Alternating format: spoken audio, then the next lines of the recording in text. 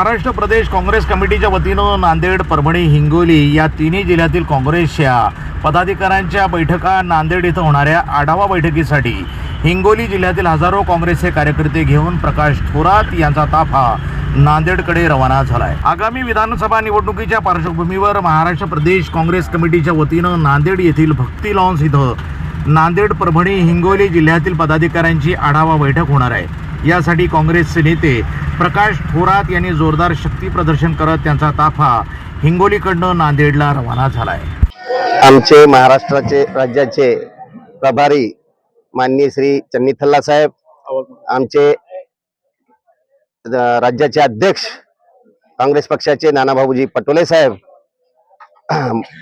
माजी मंत्री बाळासाहेबजी थोरात साहेब, विरोधी पक्षनेते वडेट्टीवार साहेब आणि अमितजी देशमुख साहेब हे आज नांदेड या ठिकाणी काँग्रेसचा जो मेळावा आहे, जिल्हा आढावा बैठक आहे, त्या ठिकाणी येत आहेत।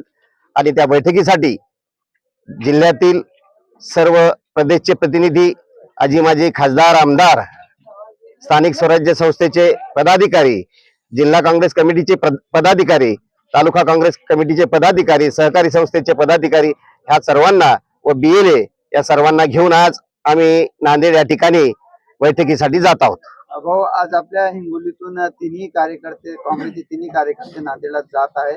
तर आज तिघांपासूनही एक शक्ती प्रदर्शन होत आहे। त्या शक्ती प्रदर्शनचं जे रूपांतर आहे तिकीट जाहीर मध्ये होणार आहे का, काय सांगणार?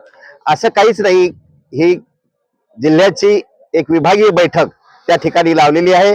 शक्ती प्रदर्शन वगैरे असं काही नाही। NTV news Marathi, Hingoli.